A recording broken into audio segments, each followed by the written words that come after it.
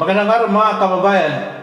Noong April 5, 2025, natagpuan ng 37 na kahon ng mga kagamitan ng Commission on Election. Kabilang na ang mga Wi-Fi transmitter at solar panel dito sa Purok, Santo Niño, Dumanlas, Barangay Buhangin. Ayon sa COMELEC, ang mga kagamitan na ito ay bahagi ng paghahanda para sa darating na halalan sa Mayo 12, 2025 at inilalaan sa mga lugar na mahinang signal o kakulangan sa kuryente upang matiyak ang maayos na transmission ng election returns at certificate of canvass. Ipiniliwanag na Attorney Gay Inumerables, Assistant Regional Director ng COMELEC Region 11, na ang service provider ng COMELEC na I1 Resources joint venture kasama ang Ardent Network Incorporation ang responsable sa pag-imbak ng mga kagamitang ito.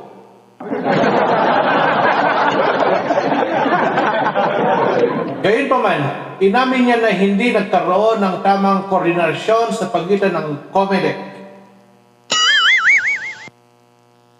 Bilang tugon, inilipat ang mga kagamitan sa Davao City Police Office. Nilinaw ng COMELEC na walang irregular sa pansamantalang pag-imbak ng mga kagamitang ito sa pribadong ari-arian. Ang mga ito ay eksklusibong gagamitin para sa transmission ng election returns at certificate of canvass at hindi para sa pagbasa o pagbilang sa mga balota.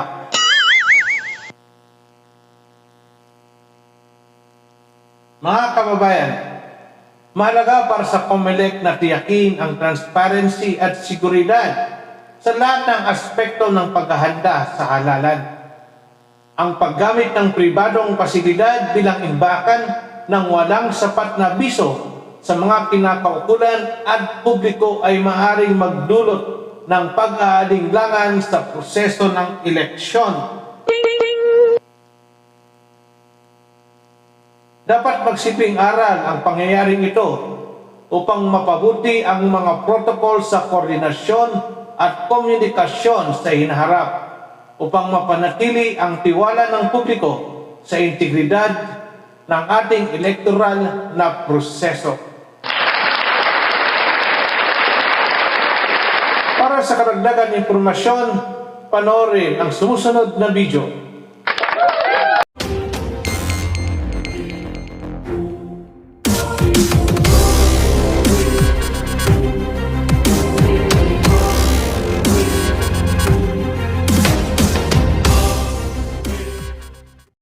Mayor Baste Duterte nais pong linawin ang ukol sa nakitang election paraphernalia sa isang bahay.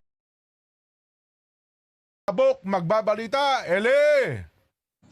Nais ngayon ni Davao City Mayor Baste Duterte ang sagot mula sa Commission on Election kung bakit nasa isang pribadong bahay sa may Santol Street, Santo Niño, Dumanlas, Buhangin, Davao City nakalagak ang ilang eleksyon paraphernalia. Sinabi ni Mayor Baste Duterte na kailangang ipaliwanag ng mga tauhan ng COMELEC Davao kung naayon ba sa batas na mailagay sa isang hindi secure na bahay ang eleksyon paraphernalia. Kaya nga, they have to justify. They have to, kailangan nila mapakita kung bakit nila ginawa yun. Yun ang mahalaga. So, what could be their purpose kung bakit nila ginawa yun. Kailangan yung sagot nila is, should be acceptable to the public, to those who are asking. O pag masagot nila na maayos, then okay na yun. Nadiskubre ang mga nasabing eleksyon paraphernalia sa lugar matapos magpablatter ang isang di na pinangalanang concerned citizen sa Buhangin Police Station para isumbong ang mga nakita nitong mga solar panels at Wi-Fi transmission equipment na may sticker na COMELEC Manila. Di pa malinaw sa COMELEC Davao kung kabilang ba sa temporary staging hubs at storage areas ng I1JB ang barangay Buhangin dito sa Davao City. Agad namang dinala kahapon sa Comelec Provincial Office ng Davao del Norte na may mga security na mula sa PNP. Subalit na malagi ang pangamba ng mga Davaoenyo sa posibleng mangyari kung wala sa isang staging hubs ang mga eleksyon para Pernalya. Bukas naman ang himpilan para sa paliwanag ng Comelec Davao kung bakit inilagak sa nabanggit na lugar ang mga naturang kagamitan.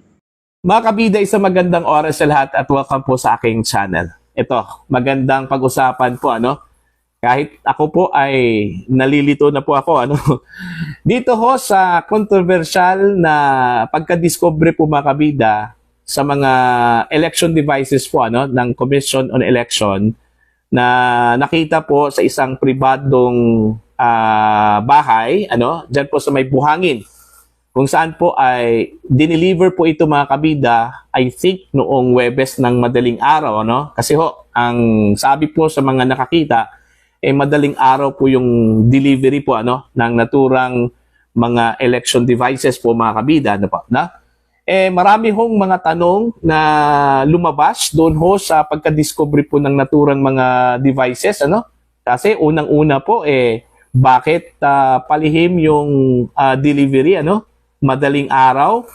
Pangalawa po mga kabida, bakit po hindi po ipinaalam sa local Comelec, maging itong regional office po ng Commission on Election dito sa Davao Region, wala pong alam patungkol po dito sa delivery po mga kabida, Kahit na po yung mga barangay officials po, wala.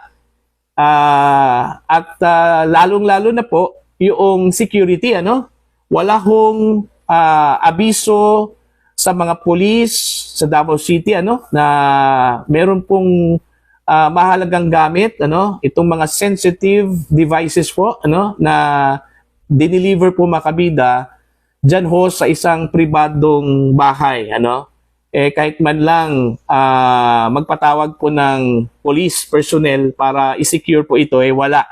Okay? Kinabukasan pa po, yung mga police dumating, mga kabida. Okay? Kahit na yung police, wala pong alam, basta tinawagan lang daw sila na pumunta po doon. Okay?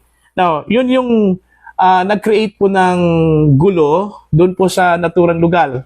Kasi ho, yun nga nagtataka yung mga tao kung ano yung dineliver po, sakay ng isang wing van po mga kabida, sa naturang pribadong bahay. Okay?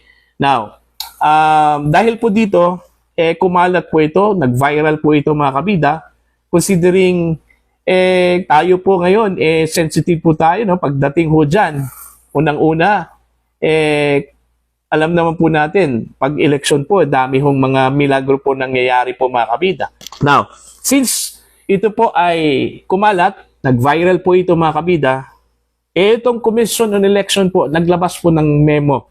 Kahapon po, mga kabida, yung kanila pong memorandum, kung saan po ay ipinaalam na yung mga election devices, yung Starlink kits at solar panel ay intended pala para sa Davao City, Pero nakapagtataka lang po, kasi ho, nung nakita natin yung mga pictures, kung saan po ay may label na nakalagay po doon is Davao de Oro, Davao Occidental, may label pa nga ng municipality, bakit po, kung intended po ito para sa Davao City, ang tanong po ay bakit kinuha kahapon? Actually, pinull out po yun kahapon po mga kabida, sakay po ng isang wing van at dinala ata doon somewhere in Davao del Norte or Davao de Oro. Okay? Pero dito ho sa instruction po ng Commission on Election, babasahin ko lang po mga kabida, para po ito sa lahat ng election stakeholders, okay? Concerned candidates and concerned political parties, concerned citizens arm, and concerned media. Ayan. So again, dated po ito, April 6, 2025. Ang subject po dito mga kabida, Notice of Delivery of Starlink Kits and Solar Panel. Okay? Eto, babasahin ko lang po ito ha. This pertains to the instruction of Attorney Rafael Ulanio, Deputy Executive Director for Operations, Comelec, Manila, in recent issued press statement of Attorney John Rex Laudianco, Director for Education and Information Department, relative to the Starlink kits and solar panels of I1 Resources joint venture with Ardent Network Incorporated in Barangay Buhangin, Davao City. Please be informed that the deployment of the Starlink satellite kits and solar panels intended for Davao City, take note of the place, intended for Davao City by I1 Resources joint venture with Ardent Network Incorporated will commence on April 7 at 6 a.m. So ngayong araw po mga kabida, okay, itatransport po ito from Davao del Norte or Davao de Oro. I don't know kung saan yung exact location po ng naturang mga solar panel kits at yung Starlink kits at solar panels mga kabida, no? Kasi kahapon nga, gaya ng sinabi ko po, pinull out po ito kahapon at dinala po somewhere in Davao del Norte or Davao de Oro, no? So meaning, ibalik po ito sa Davao City. Okay? Ibalik po ito sa Davao City. Kaya nga nagtataka nga ako bakit po? Bakit pa ibalik kung yung mga gamit na yon para lang pala sa Davao City, na? Okay? Kaya nga, nagtataka din ako dun sa nakita ko po mga kabida sa pictures, yung mga labels, merong Davao de Oro, Davao Occidental, So, ano ba talaga? Saan ba talaga ito mga kabida, po? Address po natin ito sa COMELEC, no? The deployment will begin from COMELEC Davao del Norte office, okay? Davao del Norte pala, en route to Davao City Police Office, where the warehouse of Davao City is located. A convoy from Davao del Norte office or police office will escort the deployment team up to the Davao City border. From there, the Davao City PNP will assume escort duties up to the Davao City Police Office. In relation to this, all concerned parties are enjoined to witness the said deployment. The estimated time of arrival at the Davao City Police Office is shortly after 7 a.m. Thank you. Ayun. So, ito po ay naka-address po sa tatlong mga election officers po mga kabida ng Davao City, from District 1, 2, and 3, no? Now, ang tanong po dito, ito, okay? Bakit po mga kabida, hindi ho sinecure ito hong mga gamit na inilagay po sa naturang bahay? Ni security nga personnel, wala po, Okay? Mas delikado po yon, po, kung sakaling may mga luko-luko dyan, Okay? Mantakin nyo kung hindi po ito nabulabog po mga kabida. Ang sabi po ng COMELEC, temporary storage. Ang tanong po dyan, bakit po sa isang pribadong bahay? Yun po yung malaking tanong, Bakit hindi ho sa mga government facilities? Kasi ngayon ko lang po na nalaman Sa pagkakaalam ko po, first time po ito, na nangyari po sa isang pribadong gusali po, Nilagay po itong mga election paraphernalia or election devices po mga kabida, Eto, meron lang po akong babasahin, itong post po ni Rob Rances po mga kabida. Actually, maganda yung kanyang mga tanong dito, para ho sa COMELEC mga kabida. Ito po, posted po ito mga kabida ni Rob Rances 4 hours ago po ito, Babasahin ko lang po, questions COMELEC must answer. Ito, mga tanong na dapat sagutin po ng COMELEC. Ito unang-una po mga kabida. Why were sensitive election devices such as Starlink units, Wi-Fi transmitter, and solar panels stored in a private residence instead of a secured government or official government facilities? Doesn't this violate standard protocols for handling critical electoral infrastructure? Okay? Bakit po daw sa isang pribadong gusali o bahay, nilagay po itong mga sensitibong mga gamit po pang-eleksyon mga kabida? Kagaya po ng Starlink kits, itong mga Wi-Fi transmitters, no? At maging yung solar panels po, ano? Okay? At lumabag po ba ito sa protocol? Okay? Standard protocols for handling official electoral infrastructure? Yun yung dapat po sagutin ng COMELEC, mga kabida, no? Pangalawang tanong, if the equipment was properly tracked and monitored, why was there no visible security or public disclosure until a private citizen flagged the situation? What does this say about COMELEC's oversight and transparency? Ano? Okay? Kung hindi po ito naipablatter po, mga kabida, ng isang private citizen at paalam doon po sa mga pulis na meron pong ganitong aktibidad na na-discover po, mga kabida, somewhere in Buhangin, Davao City, wala pong alam ang lahat po dito. Ano? Okay? Wala pong alam ang lahat po dito. Okay. Number 3. Isn't it true that satellite-based technology like Starlink allows two-way communication, potentially exposing the system to remote manipulation if not aired, gap, or firewalled? Without independent third-party verification, can the public trust these systems won't be exploited? Ayun. Yun yung sabi ko nga eh. We're after of the integrity of the election. So dapat po, wala pong ganitong scenario po, mga kabida, kasi para po sa akin, this will affect the integrity of the election. Okay? Kagaya po ng sabi po ni Vice President Sara Duterte, kung saan po ay winarningan po niya ang mga Pilipino of possibility of daya, o pandadaya po, mga kabida, this coming election. Okay? Now, ito po, hindi ho natin may iwasan yung agam-agam, ng mga tao na baka po meron pong fraud o possible fraud sa gaganaping election po, mga kabida, this coming May 2025. All right? So, yun po, napaka sensitive po itong bagay na ito na dapat pong sagutin po ng COMELEC, Kasi yan ang sinabi ko po kanina, mga kabida. All right? Sana nag-ingat po yung COMELEC. Kasi sensitive po yung mga tao ngayon.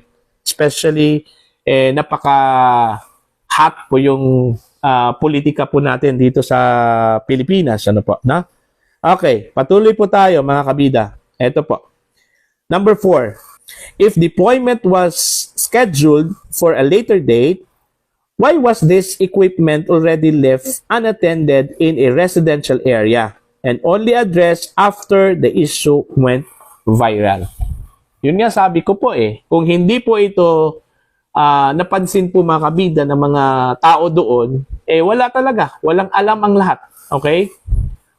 Na meron pong i-deliver po, mga kabida, na ganung mga gamit diyan sa pribadong bahay.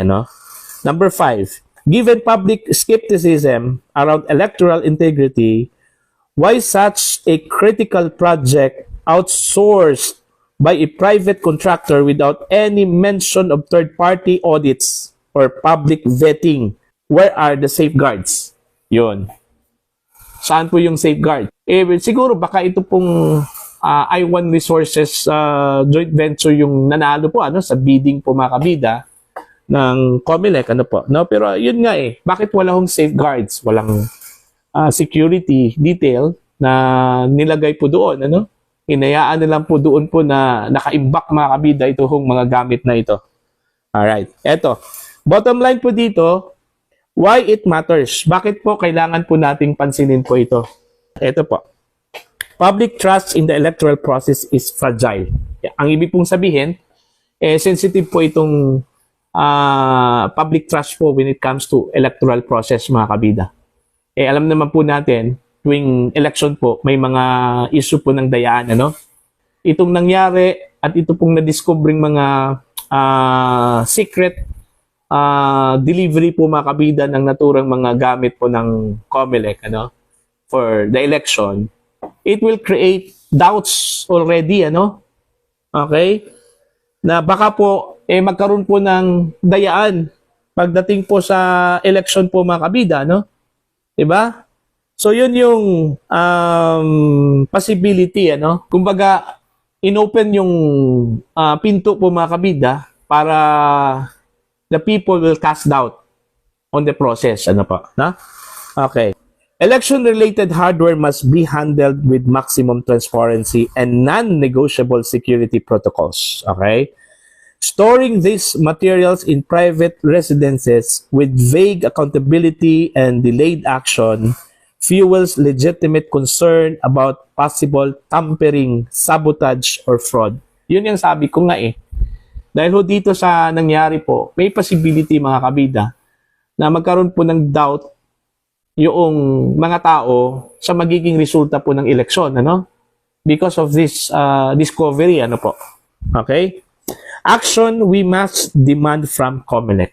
Ano po yung mga actions na dapat pong gawin po ng COMELEC po dito? Unang-una, immediate audit of all staging hubs and contract compliance by I1 JV. Okay?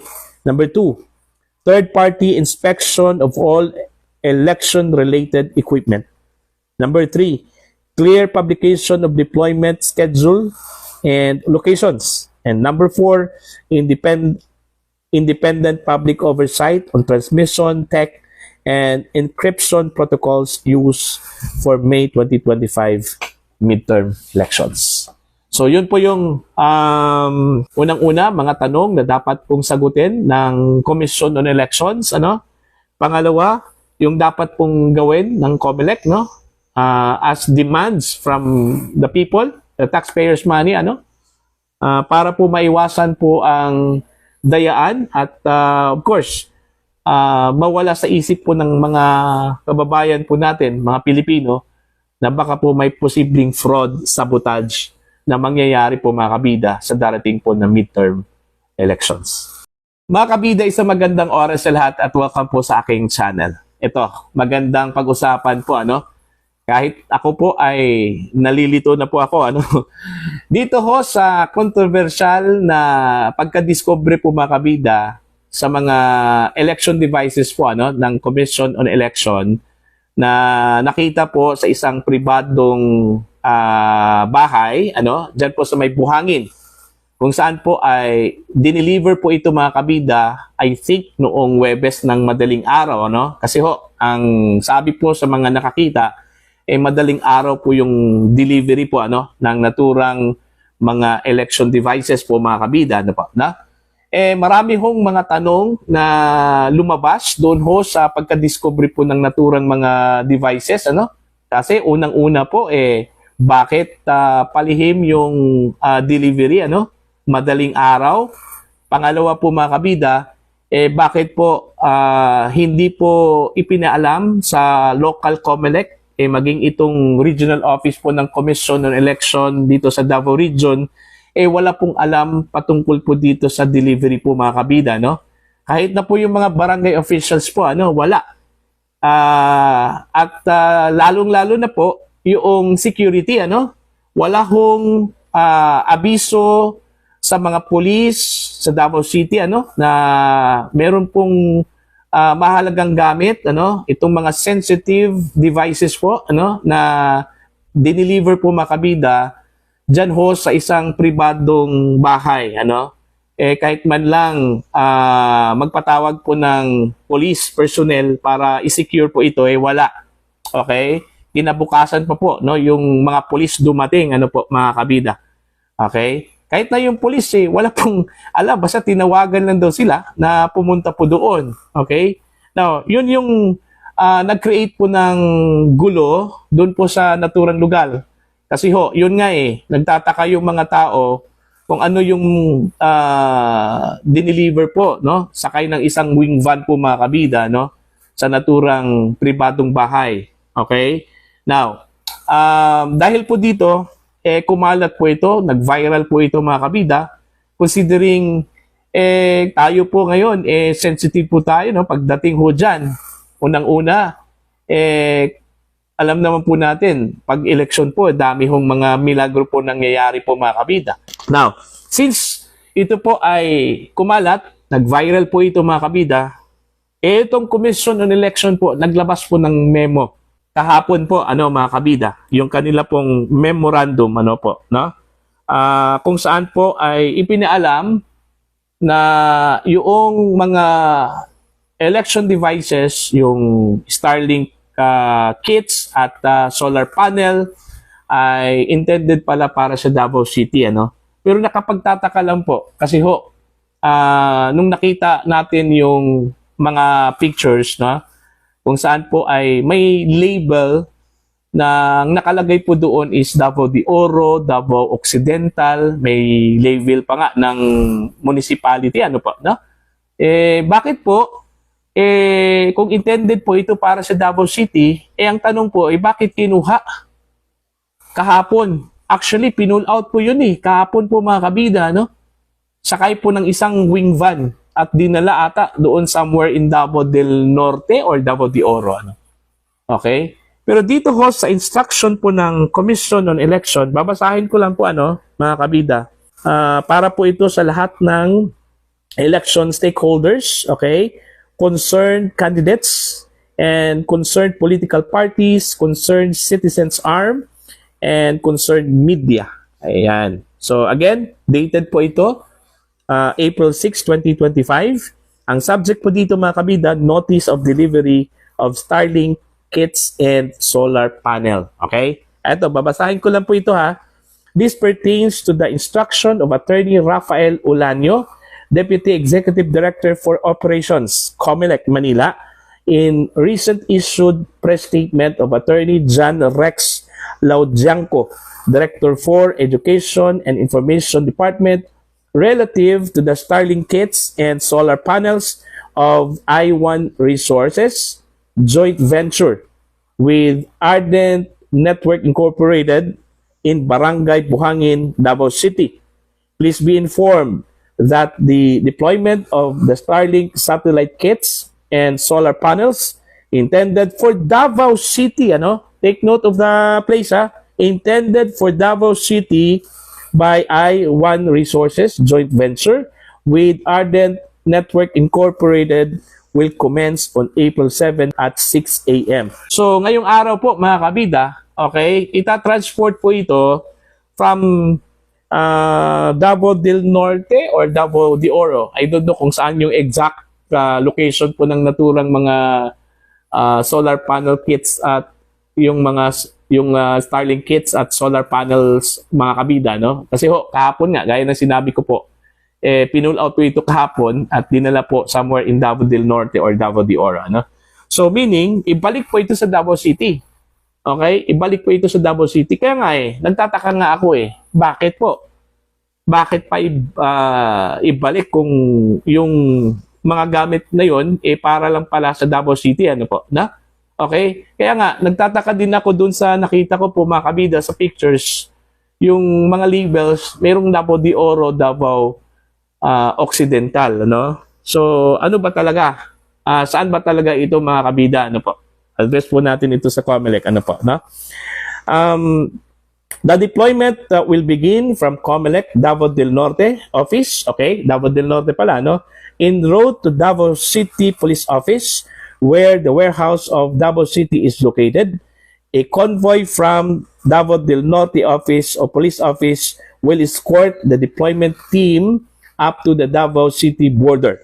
From there, the Davao City PNP will assume escort duties up to the Davao City Police Office. In relation to this, all concerned parties are enjoined to witness the said deployment. The estimated time of arrival at the Davao City Police Office is shortly after 7 a.m. Thank you. Ayun. So, ito po ay naka-address po sa tatlong mga election officers po mga kabida ng Davao City, from District 1, 2, and 3, Now, ang tanong po dito, ito, okay? Bakit po mga kabida, hindi ho sinecure itong mga gamit na inilagay po sa naturang bahay. Ni security nga personnel wala po, ano? Okay? Mas delikado po 'yon, ano po, kung sakaling may mga luko-luko diyan, ano? Okay? Mantakin nyo kung hindi po ito nabulabog po mga kabida. Ang sabi po ng COMELEC, temporary storage. Ang tanong po dyan, bakit po sa isang pribadong bahay? Yun po yung malaking tanong, ano? Bakit hindi ho sa mga government facilities? Kasi ngayon ko lang po na nalaman Sa pagkakaalam ko po, first time po ito, ano? Na nangyari po sa isang pribadong gusali po, ano? Nilagay po itong mga election paraphernalia or election devices po, mga kabida, ano? Eto, meron lang po akong babasahin, ano? Itong post po ni Rob Rances po, mga kabida. Actually, maganda yung kanyang mga tanong dito, ano? Para ho sa COMELEC, mga kabida. Ito po, posted po ito, mga kabida, ni Rob Rances. 4 hours ago po ito, ano? Babasahin ko lang po, ano? Questions COMELEC must answer. Ito, mga tanong na dapat sagutin po ng COMELEC. Ito ha, unang-una po, mga kabida. Why were sensitive election devices such as Starlink units, Wi-Fi transmitter, and solar panels stored in a private residence instead of a secured government or official government facilities? Does this violate standard protocols for handling critical electoral infrastructure? Okay? Bakit po daw sa isang pribadong gusali o bahay, nilagay po itong mga sensitibong mga gamit po pang-eleksyon, mga kabida? Kagaya po ng Starlink kits, itong mga Wi-Fi transmitters, no? At maging yung solar panels po, ano? Okay? At lumabag po ba ito sa protocol? Okay? Standard protocols for handling official electoral infrastructure? Yun yung dapat po sagutin ng COMELEC, mga kabida, no? Pangalawang tanong, if the equipment was properly tracked and monitored, why was there no visible security or public disclosure until a private citizen flagged the situation? What does this say about COMELEC's oversight and transparency? Ano? Okay? Kung hindi po ito naipablatter po, mga kabida, ng isang private citizen at paalam doon po sa mga pulis na meron pong ganitong aktibidad na na-discover po, mga kabida, somewhere in Buhangin, Davao City, wala pong alam ang lahat po dito. Ano? Okay? Wala pong alam ang lahat po dito. Okay. Number 3. Is it true that satellite-based technology like Starlink allows two-way communication, potentially exposing the system to remote manipulation if not aired, gap, or firewalled? Without independent third-party verification, can the public trust these systems won't be exploited? Ayun. Yun yung sabi ko nga Where after of the integrity of the election. So dapat po, wala pong ganitong scenario po, mga kabida, kasi para po sa akin, this will affect the integrity of the election. Okay? Kagaya po ng sabi po ni Vice President Sara Duterte, kung saan po ay winarningan po niya ang mga Pilipino of possibility of daya, o pandadaya po, mga kabida, this coming election. Okay? Now, ito po, hindi ho natin may iwasan yung agam-agam ng mga tao na baka po meron pong fraud o possible fraud sa gaganaping election po, mga kabida, this coming May 2025. Alright? So, yun po, napaka sensitive po itong bagay na ito na dapat pong sagutin po ng COMELEC, Kasi yan ang sinabi ko po kanina, mga kabida. Alright? Sana nag-ingat po yung COMELEC. Kasi ho, sensitive po yung mga tao ngayon. Especially, napaka-hot po yung politika po natin dito sa Pilipinas. Ano po, na? Okay, patuloy po tayo mga kabida. Ito po. Number 4. If deployment was scheduled for a later date, why was this equipment already left unattended in a residential area and only addressed after the issue went viral? Yun nga sabi ko po kung hindi po ito napansin po mga kabida ng mga tao doon, wala talaga, walang alam ang lahat. Okay? Na meron pong i-deliver po mga kabida na ganung mga gamit po diyan ho sa pribadong bahay.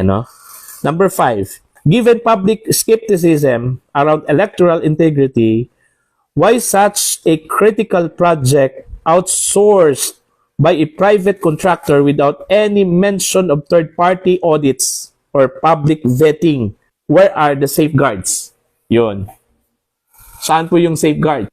Siguro baka ito pong I1 Resources joint venture yung nanalo po sa bidding po mga kabida ng COMELEC po. No, pero yun nga bakit wala hong safeguards? Walang security detail na nilagay po doon, Hinayaan na lang po doon po na nakaimbak mga kabida ito hong mga gamit na ito.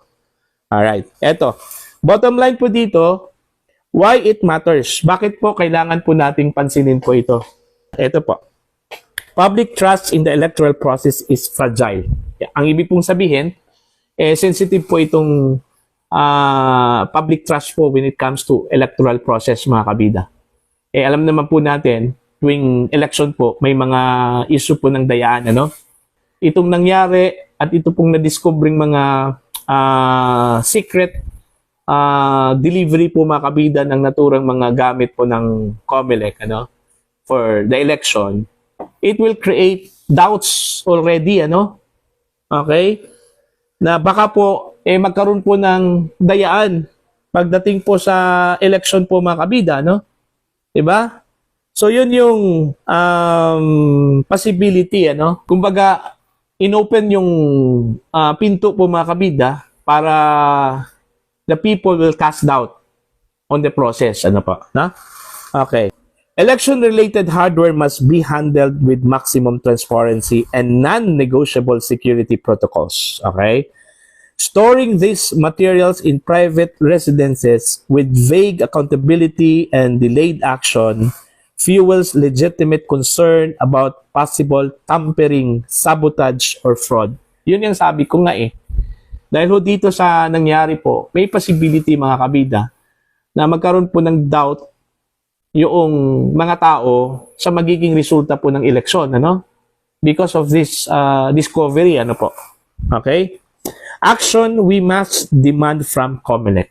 Ano po yung mga actions na dapat pong gawin po ng COMELEC po dito? Unang-una, immediate audit of all staging hubs and contract compliance by I1 JV. Okay? Number 2, third-party inspection of all election-related equipment. Number 3, clear publication of deployment schedule and locations. And number 4, independent public oversight on transmission, tech, and encryption protocols used for May 2025 midterm elections. So yun po yung unang-una mga tanong na dapat pong sagutin ng Commission on Elections, Pangalawa, yung dapat pong gawin ng COMELEC, as demands from the people, the taxpayers' money, para po maiwasan po ang dayaan at of course mawala sa isip po ng mga kababayan po natin, mga Pilipino, na baka po may posibleng fraud, sabotage na mangyayari po mga kabida sa darating po na midterm elections.